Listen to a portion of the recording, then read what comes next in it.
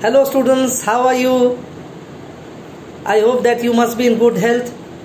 You must be fine. You must be busy with your studies.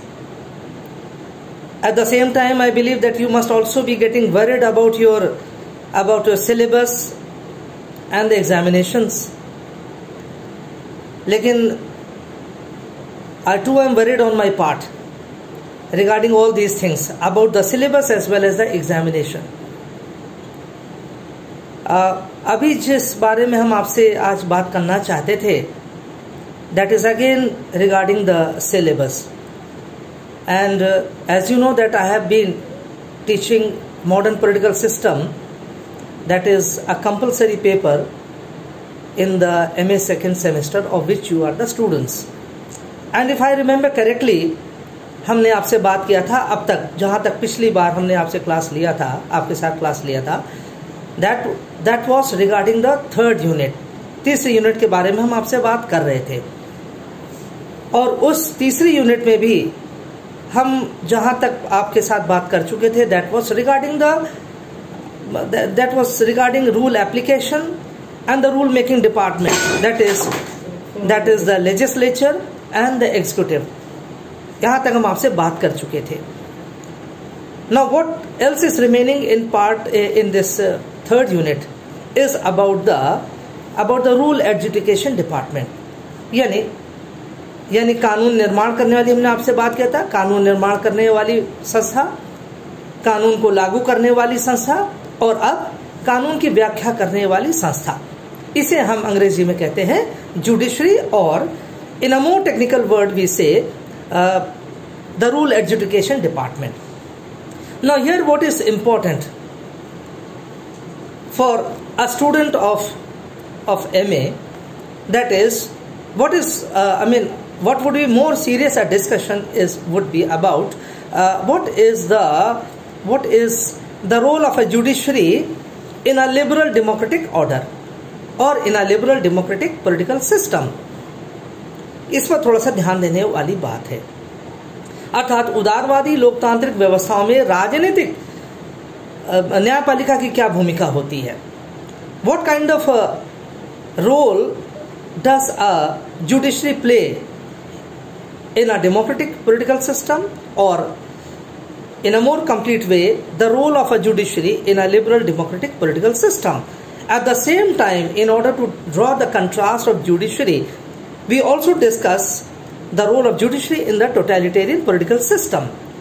सर्वाधिकारवादी व्यवस्थाओं में राजनीतिक न्यायपालिका की क्या भूमिका होती है. Now when we discuss the role of judiciary with regard to liberal democracy, then we say, हमारे दिमाग में 2-3 बातें आती हैं. Ultimately what is a liberal democracy? या हम क्यों कहते हैं उदारवादी लोकतांत्रिक व्यवस्था क्यों कहा जाता है, यानी इसके कुछ विशेषताएं हैं. इन वेरी ब्रीफ, बहुत अगर हम उसको संक्षेप में अगर हम जानना चाहें, you must be aware of all the things. Characteristics क्या होती है.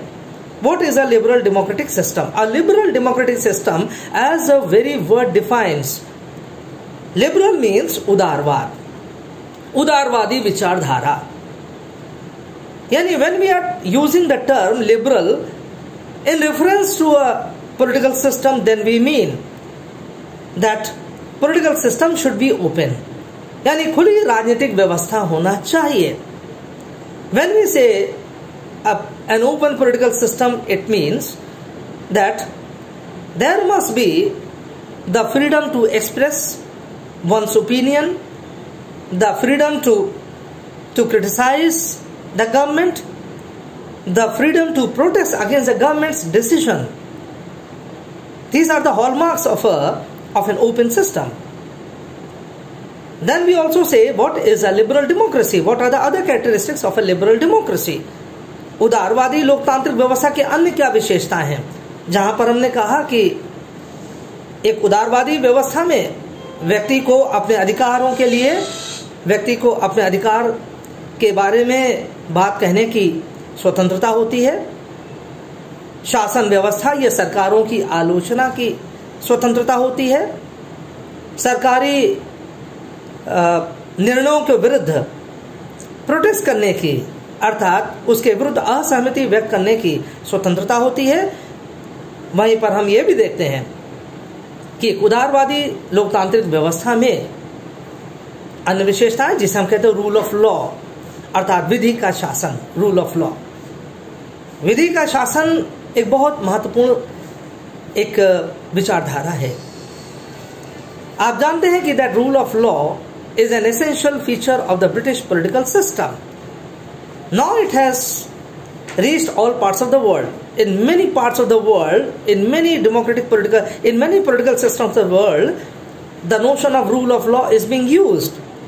Today, no democracy is complete in the absence of the notion of rule of law. विधि के शासन के अभाव में किसी भी हम लोकतंत्र को लोकतंत्र नहीं कह सकते हैं।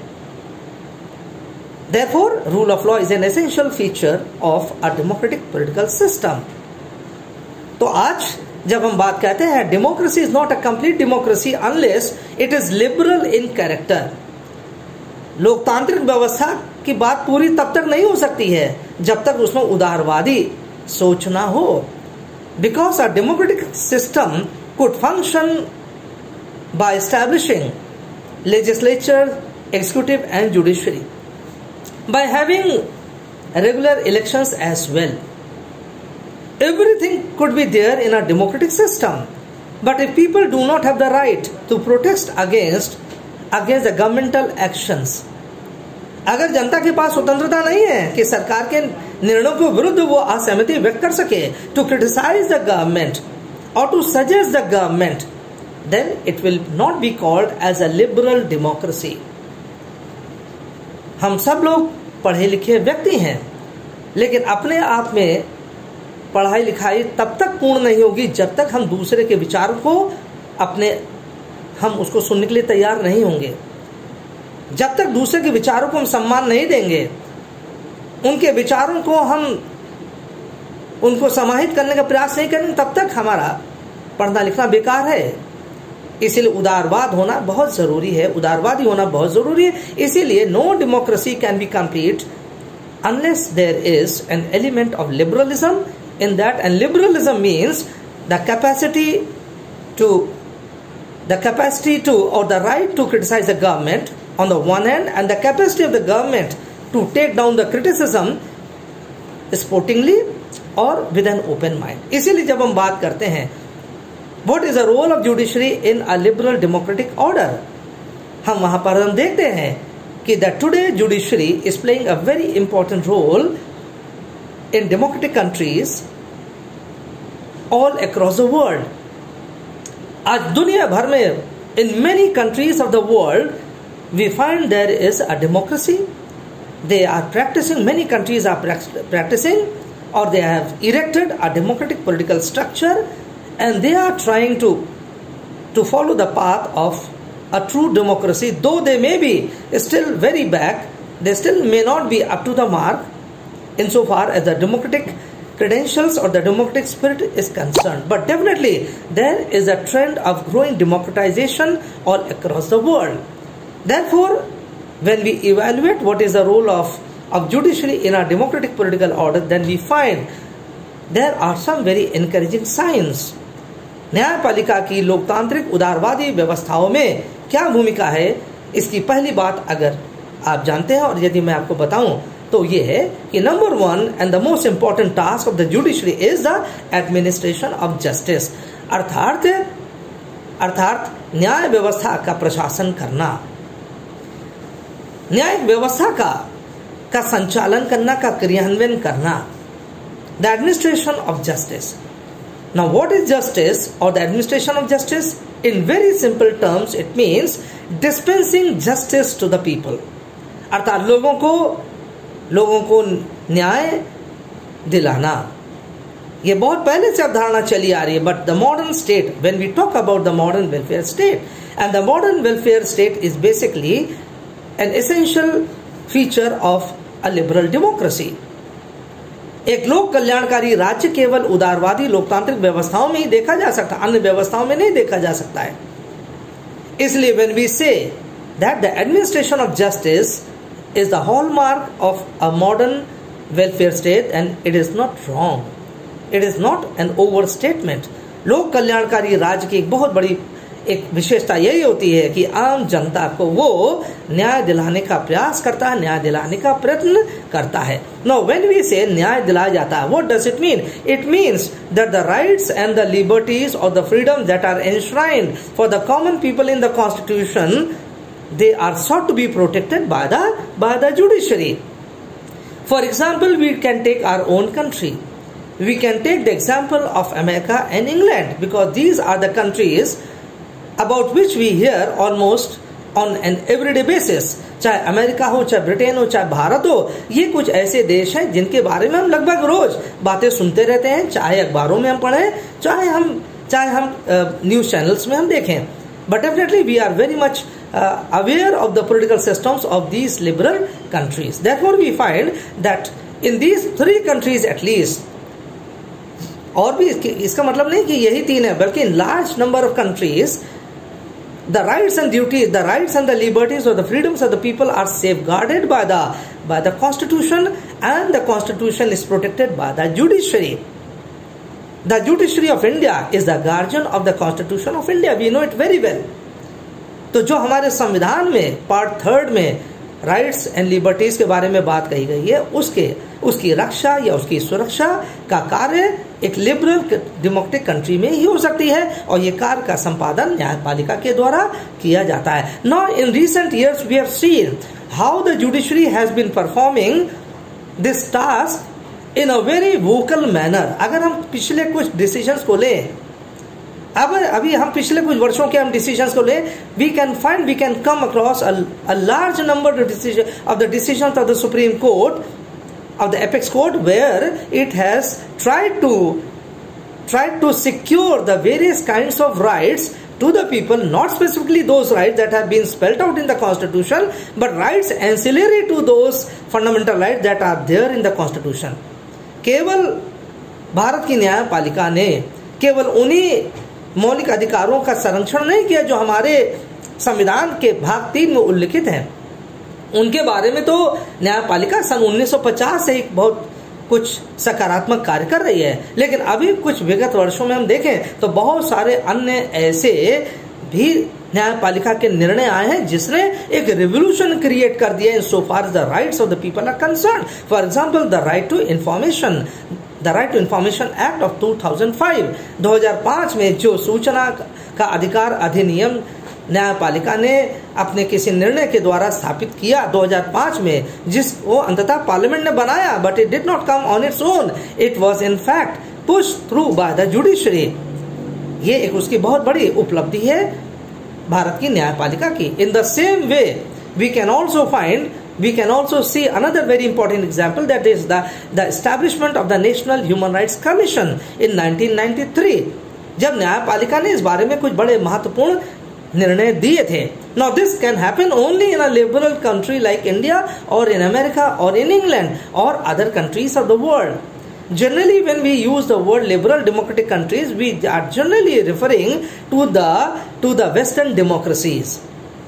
पाश्चात्य लोकतंत्रों के बारे में इसका मूल रूप से बात होती है जब हम लोकतांत्रिक उदारवादी विचारधारा या व्यवस्था के बारे में कहते हैं.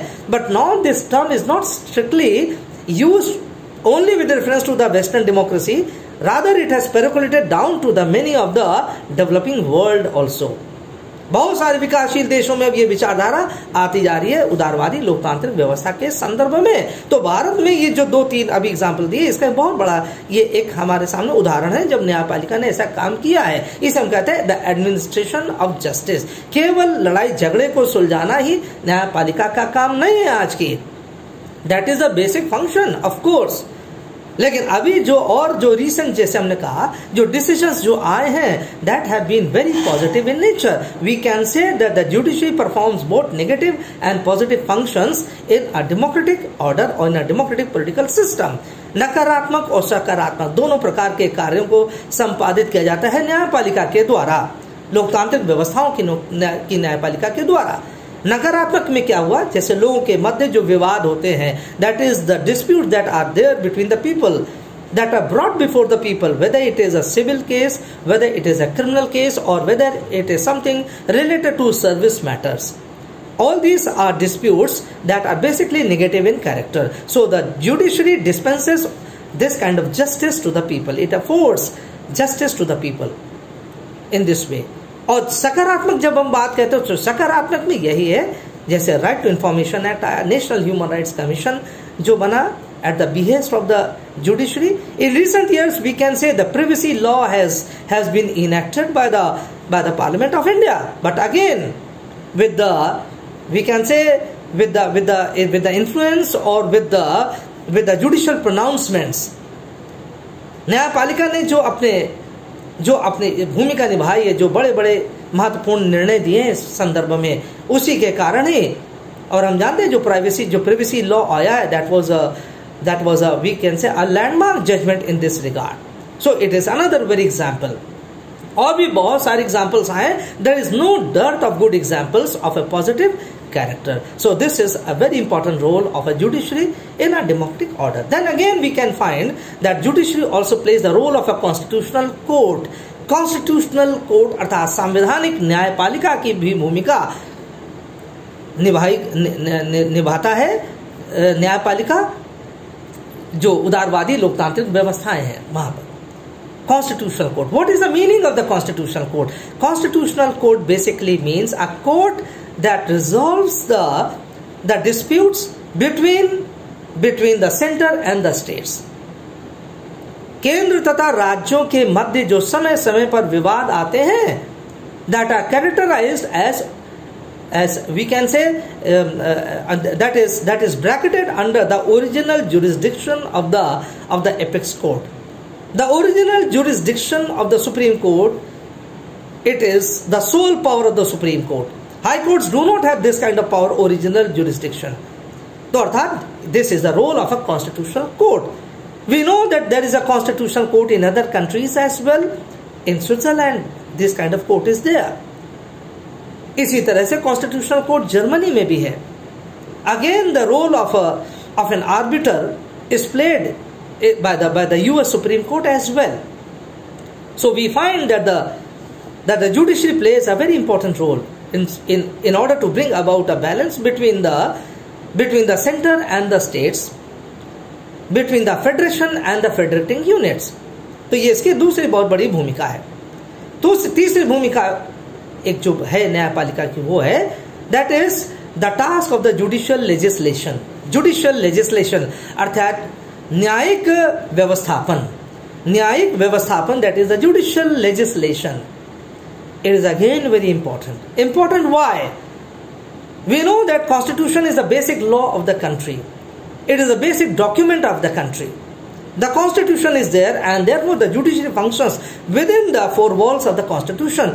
But in a number of countries we find that the constitution is not a complete document. Whether it is India, whether it is America, and of course Britain. Britain, there is no written constitution. Therefore it is either the parliament that is playing an important role or the other agencies. In America we all know it very well that there are only 7 articles in the US Constitution. Very less has been spoken about the various organs of the state. So the task of expanding and the interpretation of the Constitution has been performed through the centuries by the US Supreme Court, by the American Supreme Court. Now when we come to India, we find the same thing. We know that the Indian Constitution is the largest constitution of the world, running into 395 articles, 12 schedules, 395 articles and 12 schedules, and divided into 22 parts. Despite having such a huge constitution, we are still finding that the constitution is either silent on some issues or it is ambiguous. So where the constitution is silent or ambiguous in certain portions, there the judiciary comes into play.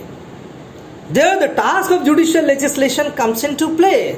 अर्थात जहां जहां संविधान या तो शांत है या अस्पष्ट है, वहां न्यायपालिका की भूमिका स्वतः सामने आ जाती है. Constitution, the judiciary is not only the guardian of the constitution, rather it has the onerous task of interpreting the constitution and the constitutional provisions. संविधान की व्याख्या करना, संविधान के प्रावधानों की व्याख्या करना, और विशेषता उन स्थलों पर जहां संविधान या तो मौन है या अस्पष्ट है. And the Constitution of India has been performing this function for a very long time. And therefore, under Article 141 and under 142, Bharat के संविधान के अनुच्छेद 141 तथा 142 के अंतर्गत this provision is there that the law declared by the Supreme Court shall be binding on all courts of India. Article 141 says this. अनुच्छेद 141 जो भारत का संविधान है उसमें स्पष्ट रूप से बता दिया गया है कि सर्वोच्च न्यायालय के द्वारा जो कानून बनाया जाएगा, लॉ डिक्लेयर्ड, कानून तो नहीं, हाँ, जो लॉ डिक्लेयर किया जाएगा, यानी लॉ क्या, किसी फैसले का जो किसी केस में, किसी वाद विवाद में जो फैसला दिया जाएगा सर्वोच्च न्यायालय के द्वारा, वो सभी अधीनस्थ न्यायालयों पर लागू होगा आवश्यक रूप से. That the law declared by the Supreme Court shall be legitimate, shall be binding on all courts of India. This is provided under Article 141. और इसी आर्टिकल के साथ दूसरा जो आर्टिकल है, आर्टिकल 142, वो कहता है in compliance with, in order to implement Article 141, the Supreme Court may issue certain decrees. It may issue certain orders to the subordinate courts. अर्थात सर्वोच्च न्यायपालिका अनुच्छेद 142 के अंतर्गत कुछ अन्य आदेशों को दे सकता है. किस लिए? जिससे कि उसका 141 के अंतर्गत जो उसने कोई जुडिशियल लेजिस्लेशन किया या जुडिशियल लॉ जो डिक्लेयर किया है, जो कोई न्यायिक फैसला सुनाया है, उसको सुचारू रूप से अधीनस्थ न्यायालयों पर लागू किया जा सके. इसलिए सर्वोच्च न्यायालय अनुच्छेद 142 के अंतर्गत कुछ अन्य आदेशों को जारी कर सकता है. So this is provided under article 141 and article 142. Now this can happen only a liberal country. It can happen only a liberal democratic order. This is not only there in India, but in some or the other ways it is found in other constitutions as well. Therefore, if in some, अगर हम उसको totality में देखें, then we find that the judiciary has a very big role, a very important role, a very significant role, not only in protecting the Constitution as a guardian of the Constitution, rather in legitimizing the Constitution as well, in legitimizing the political system as well. Judicial के सामने बहुत बड़ी चुनौती है. दो प्रकार की चुनौती है लोकतांत्रिक उदारवादी समाजों में. पहली बात क्या है? एक तो संविधान को वैधता प्रदान करना. अब कोई से पूछे कि संविधान तो स्वयं वैधता का स्रोत है, तब जो ऑलरेडी जो कोई स्रोत है वैधता का, उसको कौन रिवैलिडेट करने की क्या आवश्यकता है? No, there is you can say some slips regarding this thing. कुछ इसमें कहीं गैप है कहने का तात्पर्य है. For example, if you take a look at the American constitution, justice Hughes, who was the Chief Justice of the American Supreme Court, who followed or who succeeded Chief Justice Marshall. तो Justice Hughes ने एक बार कहा था, though we are under the Constitution, but the Constitution is what the judges say it is. यद्यपि हम लोग संविधान के अंतर्गत हैं, लेकिन संविधान तो वही है जो हम न्यायाधीश लोग कहेंगे. Constitution is nothing different from what the judges say. Therefore, he said, though we are under Constitution, but the Constitution is what the judges say it is. लेकिन ये जो विचारधारा है या ये जो उनका वक्तव्य था, it was not appreciated. It was rather criticized a lot. क्योंकि ऐसा नहीं हो सकता जो न्यायाधीश कहेगा वही संविधान होगा. न्यायाधीश के सामने सबसे बड़ी चुनौती यह होती है, एक उदारवादी समाज में, या हम कह सकते हैं एक लोकतांत्रिक व्यवस्था में, कि उस लोकतांत्रिक व्यवस्था के संविधान की रक्षा करना, प्रतिरक्षा करना, उसको लेजिटिमाइज करने का प्रयास करना, ना कि संविधान के ऊपर संविधान स्वयं बन के बैठ जाना, जैसा जस्टिस ह्यूग्स की स्टेटमेंट ने करने का प्रयास किया था. So ultimately the judges have to follow the spirit of the Constitution, and nowhere they are supposed to be seen as overriding the Constitution. ये बात सही है कि that they are the speaking Constitution. संविधान बोलता हुआ जो संविधान है वो जजेस के माध्यम से, न्यायाधीशों के माध्यम से है, लेकिन न्यायाधीश कभी भी संविधान के ऊपर दिखता हुआ प्रतीत नहीं होना चाहिए, और यदि होगा तब ऐसे में ही there is a provision of impeachment or the removal of the judges of the Supreme Court and the High Courts of India. Under Article 124, judges of the Supreme Court can be removed for transgressing the Constitution. संविधान की मर्यादा का भंग करने के कारण, अर्थात for the inefficiency और for not following the provisions of the Constitution, for violating the Constitution, they can be taken to task. इसलिए एक डेमोक्रेटिक ऑर्डर में न्यायपालिका की भूमिका महत्वपूर्ण इसलिए भी हो जाती है कि they are suppose to be as agents और as the instruments of legitimising the constitution, not as rebelling under the constitution और not as trying to be sitting over the constitution. दूसरी बात क्या है, दूसरा चैलेंज क्या है लिबरल डेमोक्रेटिक ऑर्डर में? दूसरा चैलेंज ये है कि द जजेस are suppose to legitimize a democratic order as well. अर्थात जो लोकतांत्रिक समाज है, लोकतांत्रिक व्यवस्था है, उसके पक्ष में उसको रहना है, ना कि गैर लोकतांत्रिक व्यवस्था के पक्ष में.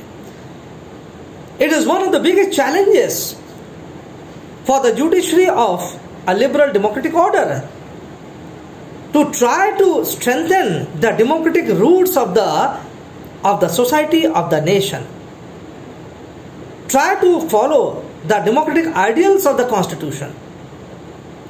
और इसीलिए अगर हम देखें भारत की न्यायपालिका को, सन 1978 के बाद से भारत की न्यायपालिका ने बहुत महत्वपूर्ण काम किए हैं. अब हमारी केवल एक कॉन्स्टिट्यूशनल जुडिशरी नहीं है, एक संवैधानिक न्यायपालिका ही नहीं है जो संविधान के द्वारा स्थापित की गई है, उसे हम संवैधानिक न्यायपालिका कहते हैं. आज की हमारी न्यायपालिका ह्यूमैनिटेरियन जुडिशरी बन गई है, एक मानवतावादी न्यायपालिका बन गई है. It is a next step towards reaching the ideal judiciary.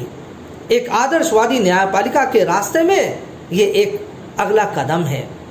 Humanitarian judiciary, आज की जो न्यायपालिका है, वो इस बात को सुनिश्चित करती है कि सभी व्यक्तियों के अधिकारों को सुनिश्चित किया जाए. जो भी समाज का जो वर्ग होगा, जैसा भी वर्ग होगा, हर वर्ग को, हर समुदाय को उसका ड्यू मिले, उसका जो वांछित न्याय है उसको प्राप्त हो. और इसीलिए वेलफेयर स्टेट की कल्पना की गई है, और उस कल्पना को साकार करने में इन देशों की न्यायपालिका की बहुत बड़ी भूमिका होती है. अच्छा, अब इसके आगे एक बात और भी है. जब हम डेमोक्रेटिक ऑर्डर के बारे में बात करते हैं, judiciary in a democratic order, वहां पर हम ये भी देखते हैं कि that the judiciary has to also play the legitimising role for the government. Judiciary is not supposed to become the promoter of the government or the spokesperson for the government. लेकिन निश्चित रूप से न्यायपालिका को इस प्रकार से कार्य करना होगा कि वो उसको कन्फ्रंटेशन भी नहीं क्रिएट करना है. that balance has to be maintained. The balance that has been spelled out in the Constitution, that is Article 50 of the Indian Constitution, says that there shall be the separation of judiciary from the executive. कार्यपालिका और न्यायपालिका के मध्य पृथक्करण रहेगा. इसलिए दोनों के अपने अपने क्षेत्र है, लेकिन दोनों के अपने क्षेत्र रहते अलग होते हुए भी both are not supposed to create problems or impediments for each other.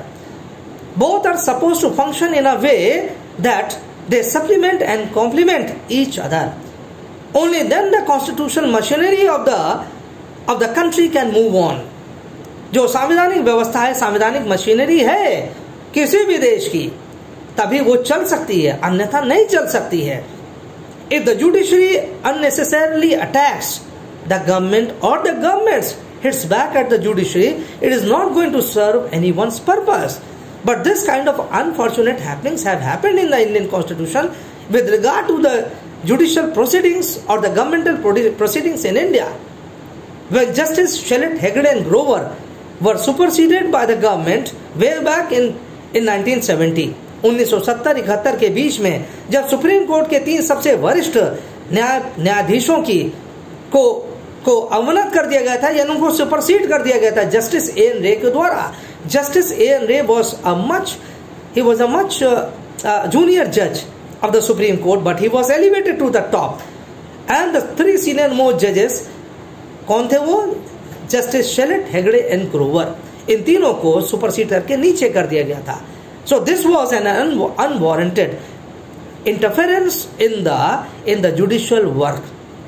This convention was broken. The convention that the senior most judge of the Supreme Court shall be elevated to the top as the CJI or the Chief Justice of India. लेकिन this convention was broken in between 1970 and 71. So that was a confrontationist approach of the government. Now this has to be minimized. This should not be. This was an unfortunate happening, and this is not required for a democratic order. तो इसलिए government का जो role है, यानी executive का जो role है, और जो जुडिशरी का रोल है, both have to be very much in tune with the constitutional spirit. तो इसलिए दोनों को एक दूसरे का प्रतिरोध के रूप में नहीं काम करना है, दूसरों के एक दूसरे के अवरोधक के रूप में नहीं, बल्कि एक दूसरे पूरक और संपूरक के रूप में काम करना है. But now this possibility is there only in a liberal democratic order, not in other system. Therefore at the end of the day we find that judiciary has been playing a very important role, a very vital role in order to promote the liberal character or the democratic systems of many countries. बहुत बड़ा भूमिका उसने निभाया है. अगर न्यायपालिका का सहारा ना हो भारत देश में, तो संभवतः बहुत सारे दोष उत्पन्न हो जाएंगे भारतीय राजनीतिक तंत्र में. इसी तरह अमेरिका में भी बहुत सारी समस्याएं, किसी भी देश की लोकतांत्रिक व्यवस्था में बहुत सारी समस्याएं उत्पन्न हो जाएंगी. अब हम बहुत संक्षेप में इस बात को भी देख लेते हैं, what happens to a judiciary when it is working in a totalitarian state.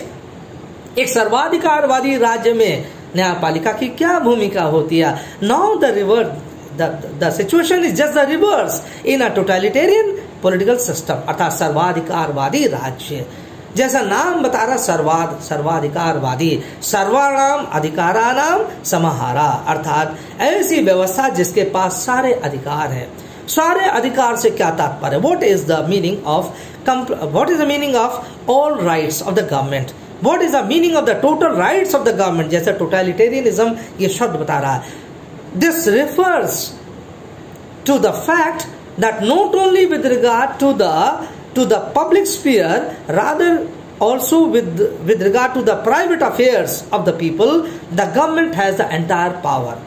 सरकार के पास न केवल सार्वजनिक जीवन को नियंत्रित करने की शक्ति होती है, बल्कि लोगों के व्यक्तिगत जीवन को भी क्रियान्वित करना, नियंत्रित करने का अधिकार होता है. इसीलिए टोटलिटेरियनिज्म कहा जाता है, सर्वाधिकारवादी समाज कहे जाते हैं, सर्वाधिकारवादी राजनीतिक व्यवस्थाएं कही जाती है. वहां पर प्राइवेट और पब्लिक में कुछ भी डिफरेंस नहीं रह जाता. There is no difference between the public and the private. दोनों में एक दूसरे से एकदम मिले जुले हुए हैं.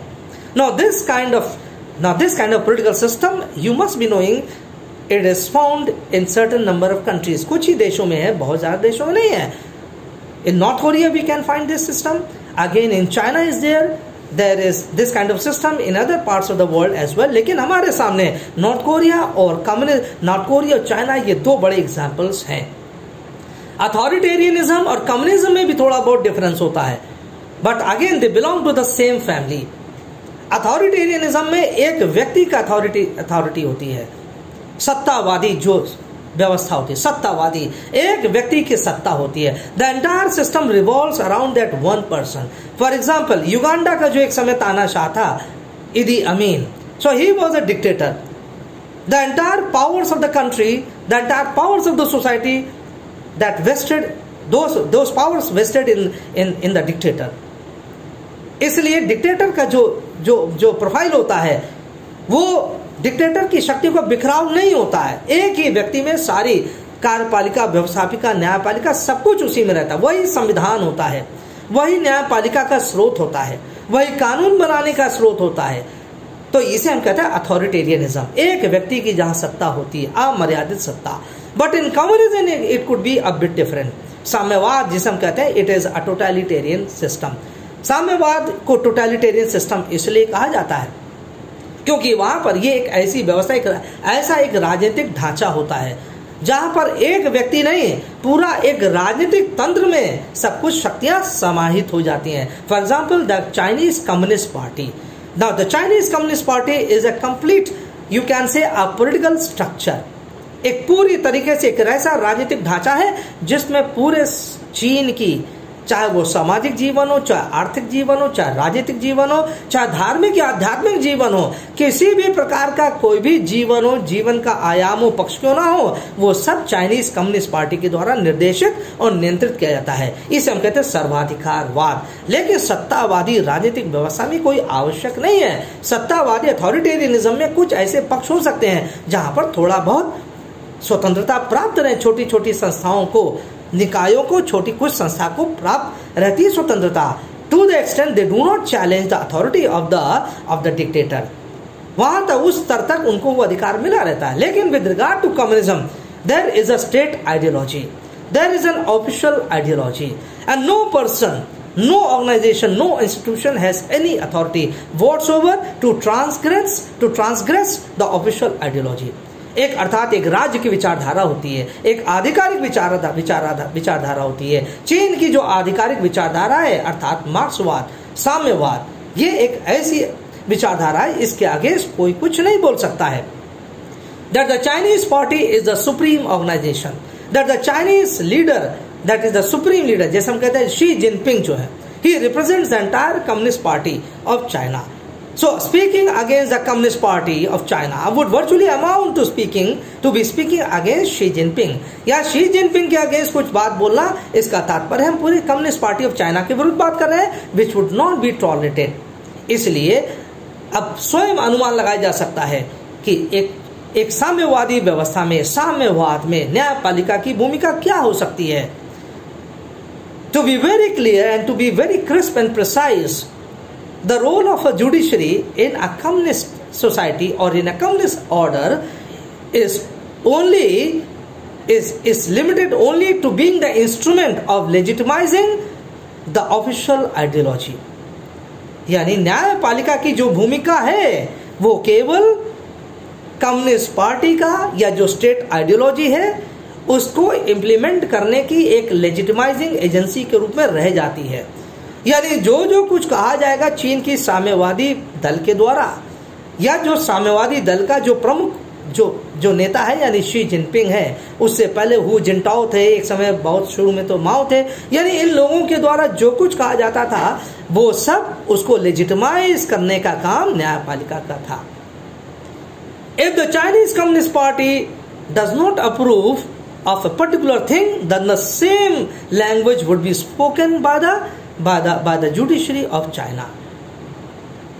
अगर चाइनीज कम्युनिस्ट पार्टी ने कुछ कहा, अभी जो रिसेंट हमारे सामने एग्जाम्पल है with regard to the corona virus, जो पैंडेमिक सामने जो हमारी बात आई है, जो महामारी है, उसको हम ये सब जानते हैं कि it is a creation of China to a large extent. Now it is established that it is a creation of China.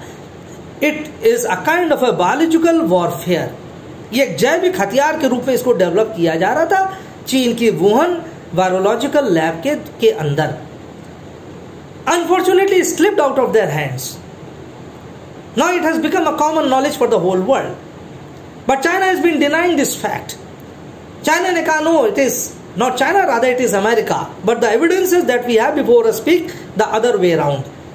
तो इसलिए जो चीन जो बात कह रहा है, इसी बात को वहां की न्यायपालिका भी कह रही है.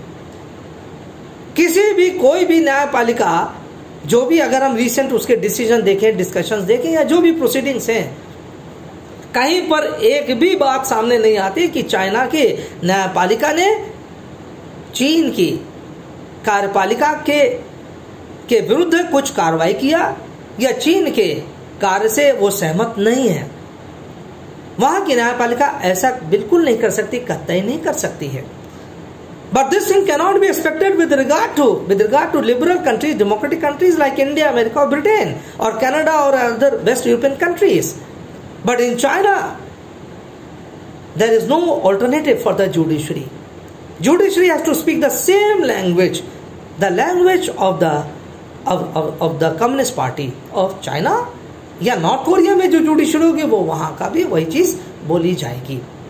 इसलिए there is no freedom of speech, there is no freedom of expression, there is no right to religion, there is no possibility of any kind of protest or any kind of dissent. You must have heard several examples where protesters have been either thrown behind the bars or they have been put to death. साम्यवादी व्यवस्थाओं में, totalitarian systems में किसी भी प्रकार की असहमति व्यक्त करना, सरकारी निर्णयों के विरुद्ध असंतुष्टि जाहिर करना, ये बिल्कुल से स्वीकार नहीं करी जाती है, बिल्कुल से बर्दाश्त नहीं करी जा सकती है. और 1989 में तियानामेन स्क्वायर का एक इंसिडेंट आपको संभवतः पता होगा. You are a student of politics. You must be aware of what happened in China in the year 1989 when the Chinese rulers, they crushed several hundred pro-democracy protesters under the wheels of the tanks. ढेर सारे सैकड़ों की संख्या में जो वहां पर लोकतंत्र के समर्थन में जो छात्र आंदोलन कर रहे थे, बेजिंग का जो एक बहुत प्रमुख चौराहा है जिसका नाम है तियानामेन स्क्वायर. तियानामेन स्क्वायर 1989 में ये वो चौराहा था जहां पर चीन के शासकों ने, चीन की सरकार ने हजारों या सैकड़ों छात्रों के ऊपर टैंक चढ़वा दिए थे. They were brutally killed in broad daylight. अब आप समझ सकते हैं कि that there is no possibility of dissent, there is no scope of protest against the government decisions. Leave aside the rights, the various kinds of rights. जो हमारे अधिकार मिलते हैं, हमारे अधिकार संविधानों में जिसको लागू करने के लिए हमारी व्यवस्थाएं, हमारे न्यायपालिका बहुत कटिबद्ध है, वो चीजें तो वहां के लिए एक दिवा स्वप्न है. अगर टोटलिटेरियन सोसाइटी में या टोटली सर्वाधिकारवादी व्यवस्था में अगर कुछ अधिकार मिलते भी हैं तो ये वही अधिकार होंगे जो वहां की साम्यवादी व्यवस्था चाहेगी. उतना ही उसका दायरा, उन अधिकारों का दायरा उतना ही होगा जितना वो व्यवस्था चाहेगी. लोग जितना डिमांड करेंगे वो नहीं मिलेगा. जीवन का अधिकार है तो उसमें 50 प्रकार के प्रतिबंध लगे रहेंगे. अगर उसमें रोजगार के बारे में कोई अधिकार दिया गया तो वही रोजगार के बारे में उतनी ही बात होगी जितना वहां की शासक आपको रोजगार दे सकती है. इसी प्रकार के अन्य अधिकारों के बारे में भी अगर अधिकारों का अतिक्रमण होता है, चीन ऐसे देशों में, नॉर्थ कोरिया ऐसे देशों में संविधान तो है, लेकिन अतिक्रमण यदि होता है अधिकारों का तो वहां की न्यायपालिका में यह साहस नहीं है कि वो चीन की शासन व्यवस्था के विरुद्ध कुछ आलोचना कर सके या उनके निर्णय को गैर कानूनी ठहरा सके. This is not possible in a totalitarian society. So therefore judiciary merely ends up as a spokesman or as a legitimizing agency of the governmental decisions. इसलिए there is a world of difference between the judiciaries of a liberal democratic order and that of the totalitarian systems. इसलिए it is to be studied, it is to be further explored what is the role of judiciary in these two kinds of regimes. है ना, इसके बारे में आप और भी पढ़ सकते हैं. But this was, a kind of an overview that I was trying to give to you about this concept, about this issue, that is what is the role of judiciary in these societies. और लोकतांत्रिक व्यवस्था जब हम बात करते हैं तो लोक कल्याणकारी राज्य जो आज की जो वर्तमान लोकतांत्रिक व्यवस्था है उसका एक अभिन्न हिस्सा है. इसलिए एक लोक कल्याणकारी राज्य में न्यायपालिका की भूमिका और भी महत्वपूर्ण हो जाती है, तभी वो लोक कल्याणकारी राज्य रहेगा. अगर न्यायपालिका शून्य हो गई या उसकी आवाज अगर धीमी पड़ गई तो लोक कल्याणकारी नहीं रहेगा, तब वो शासन कल्याणकारी राज्य में परिवर्तित हो जाएगा. शासकों के कल्याण के बारे में बात होगी, लोक उसमें से शब्द गायब हो जाएगा. So therefore judiciary has a very big challenge as also a very big opportunity before itself, it can protect, it can promote, and it can preserve the democratic order in which they are functioning and in which they are living. But the same thing is not found with regard to the totalitarian political, in the totalitarian political systems.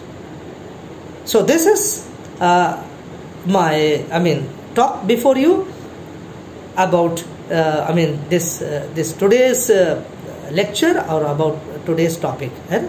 और मैं उम्मीद करता हूँ कि आपको आज की बात ये समझ में आई होगी, and I think that you are going to benefit from this from my lecture. और अगर किसी को कुछ और समस्या हो with regard to this, you can write a message to me. You are already in the group, I am also in the group. You can just write your message and you can tell me whether the lecture went down well with you or not, or what more else you require regarding this. Thank you so much and all the very best. Have a nice day, have a nice time in future. Thanks a lot.